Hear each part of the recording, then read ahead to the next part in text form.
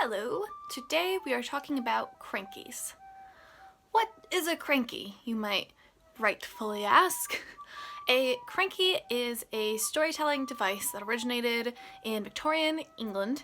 It is sometimes called a moving panorama, meaning that you take a long piece of paper or material, often with a light behind it, and you put it into this machinery that operates by hand cranks to make your image move across the viewing screen, and it's often accompanied with acting or voiceover or folk music. In typical area and capacity, this is made out of things found in my home. The cranks in this situation for me was clothespins. This seems to be pretty typical for a lot of DIY cranky makers. You're also going to need what you're going to use as your top and bottom supports. And then I went ahead and paper mache'd over that to make it even stronger. I think in total I used 5 layers of paper mache. Using cardboard as a base for paper mache does take a really long time to dry. It also caused a lot of warping in the cardboard. While the layers of paper mache were drying, it took years. I set about taking the rungs off of an old laundry drying rack we had in the basement. Through experimentation, I found that the best way to do it is to just hack at it with a knife, and since it was plastic, I burned it the rest of the way when I got tired of cutting. Do what you gotta do to get yourself to 4 poles. They all need to be similar thickness, and they all need to be the same height.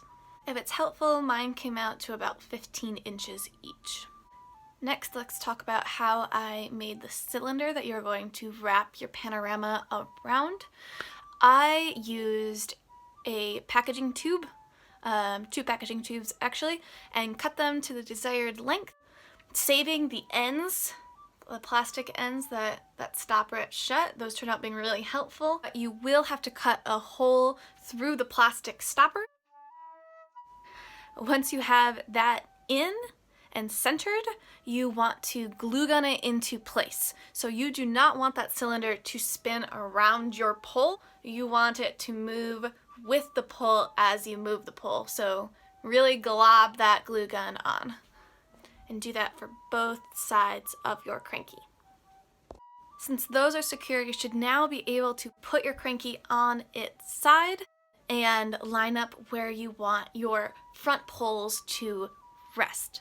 I achieved this by marking where I wanted them to be and then taking a knife and carving out a bit like a half circle. I didn't want to have to worry about it breaking. So I ended up taking a rectangular piece of cardboard, gluing it to that edge and creating a hole in it where that pole goes through. I did that for each side of the cardboard.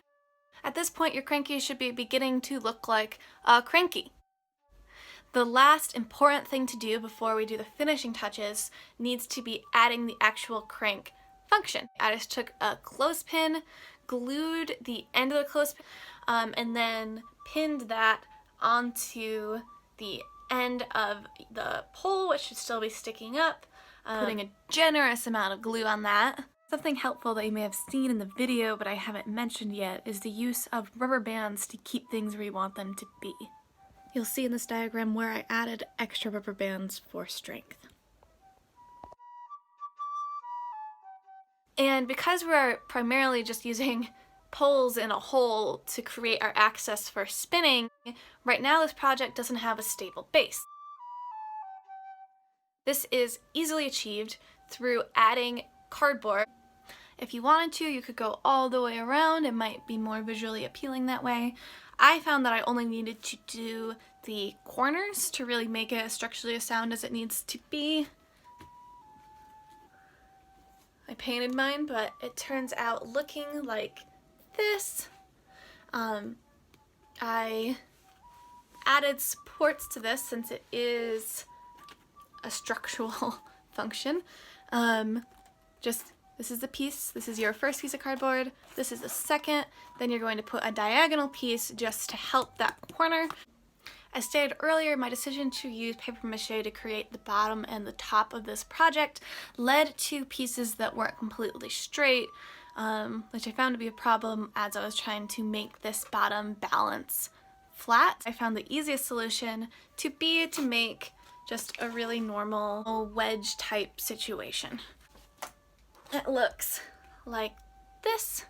It's just a rectangle. As it sits flat, it sort of just gives as much as it needs to, and it makes everything balanced, flat, and easy. As you can see, I added some finishing touches. I paper mache'd a thin layer around these two pieces of cardboard, just so that it would look more visually appealing. I also painted it all.